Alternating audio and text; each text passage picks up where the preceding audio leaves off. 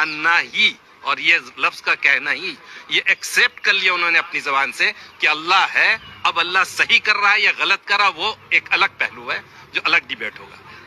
Does God exist, انہوں نے accept کر لیا اس بات پر کہ بھئی یہ ہو رہا ہے، اتنی سا تکلیفیں، اتنا یہ وہ، اور ایسے اللہ کو ہم نہیں مانتے. تو نہیں ماننا الگ چیز ہے، ماننا الگ چیز ہے، لیکن ان کے نہ ماننا ہی نے ثابت کر دیا کہ وہ اللہ ہے جس کو وہ نہیں مانتے. ہمارے سینس آرگنز کی ایک لمیٹیشن ہے، لاجک کی بھی لمیٹیشن ہے.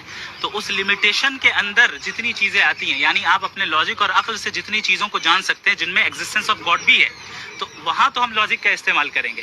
لیکن جب ہم ایسی چیزوں کے متعلق ہم سے سوال کیا جائے جہاں ہم نہ اپنے سینس آرگنز کے ذریعے اسے جان سکتے ہیں نہ اپنے لاجک کے ذریعے جان سکتے ہیں، تو اب ہمیں تیسرا سورس آف نالج اختیار کرنا پڑے گا. اور وہ تیسرا سورس آف نالج گاڈ کی ریویلیشن ہے جو اپنے خاص بندوں کے اوپر وہ بھیجتا ہے. یہ اصل میں جاوید اختر صاحب ایک پرابلم میں مبتلا ہیں. اس پرابلم کا نام ہے سائنٹزم. سائنٹزم کہتے ہیں کہ آپ سائنس کو ہی واحد سورس آف نالج بتائیں. آپ بتائیے مورالٹی کو سائنس سے آپ ثابت کر سکتے ہیں؟ کبھی نہیں کر سکتے. سائنس کا مدار امپیریکل ایویڈنس پر ہے. امپیریکل ایویڈنس سے مورالٹی ثابت نہیں ہوگی. امپیریکل ایویڈنس سے کانشیسنس ثابت نہیں ہوتی ہے. امپیریکل ایویڈنس سے لا آف کوزیلٹی ثابت نہیں ہوتا ہے. آپ کاز اینڈ افیکٹ کو تو دکھا سکتے ہیں لیکن ان دونوں کے درمیان جو ریلیشن ہے وہ خود میٹا فزیکل ہے. تو آپ ایسی چیز کا انکار کر رہے ہیں جو ہمارا لاجک خود بتا رہا ہے کہ میٹا فزیکل ریالٹی ایگزسٹ کرتی ہے. وہ کہہ رہے ہیں میٹا فزیکل ریالٹی مجھے نہیں پتا کیا ہوتا ہے. میں نہیں سمجھ سکتا کہ اس عمر میں آنے کے بعد میٹا فزیکل مطلب کوئی نہیں سمجھتا. سر بھوشیہ میں ایسی ڈیبیٹ کی اور سمبھاونا ہے؟ دیکھیں یہ ایک بہت بڑی خوبی ہے. میں جاوید صاحب کو بھی اپریشیٹ کروں گا، ان کی ٹیم کو بھی، کہ ہمارے ملک کے کیسے حالات ہیں آپ جانتے ہیں. ان حالات میں پیار محبت کے ساتھ بیٹھ کر اکیڈمک انداز میں ڈسکشن کر لینا، میں سمجھتا ہوں یہ مائل سٹون ہے. یہ بہت بڑا کام ہوا ہے. اور میں سمجھتا ہوں کہ ڈفرینٹ جو آئیڈیالوجیز ہیں سب کو لڑائی کرنے کے بجائے بھائی ایسے ہی بیٹھ کے پیار محبت سے بات کر لو نا. ساتھ میں کافی پیتے ہیں اور بات کر لیتے ہیں. آپ اپنی بات ثابت کریں، ہم اپنی بات ثابت کریں، پھر لیٹ آڈینس ڈیسائیڈ.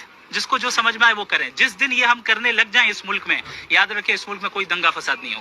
بھائی بہت کئی بار سمجھایا، مجھے نہیں سمجھ میں آیا کہ ان کو کیوں نہیں سمجھ میں آ رہا ہے کہ ایگزامینیشن ہال میں ہم اور آپ یہاں اس دنیا میں یوں ہی نہیں آئے ہیں. ہمارا ورلڈ ویو، تھیسٹک ورلڈ ویو یہی ہے.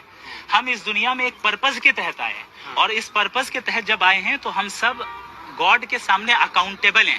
اور ہماری اکاؤنٹیبلٹی ایول کے بغیر ہو سکتی ہے؟ ایک انسان کے پاس اگر ایول کرنے کا آپشن ہی نہ ہو، وہ تو مجبور ہو گیا نا اچھا کام کرنے پہ. تو فری ول کہاں رہا؟ لیکن ہم جانتے ہیں ہم اور آپ کے فری ول موجود ہے. تو خدا نے لکھا ہے نا. تو مقدر کا مطلب آپ کیا سمجھتے ہیں؟ مقدر کا مطلب یہ نہیں ہوتا ہے کہ تقدیر میں جو خدا نے لکھ دیا وہ فورس کر دیا. تقدیر از دا نالج آف اللہ.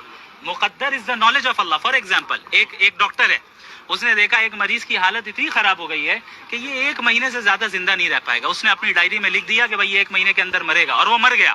کیا ڈاکٹر کے لکھنے کی وجہ سے مرا یا اپنے کنڈیشن کی وجہ سے پڑا؟ اس میں تو ایسا نہیں ہوتا. ہر ایک کیس میں ایسا ہی ہوتا ہے. ہر ایک کیس میں ایسا ہی ہوتا ہے. خدا ہر چیز کا علم رکھتا ہے. ڈاکٹر میں اور گوڈ کی فرق ہے. کوئی تشبیہ نہیں ہے دونوں کے درمیان. لیکن مثال آپ کو سمجھانے کے لیے دے رہا ہوں. آپ اس کو پکڑ لے رہے ہیں لیکن آگے جو میں کہہ رہا ہوں وہ نہیں سمجھ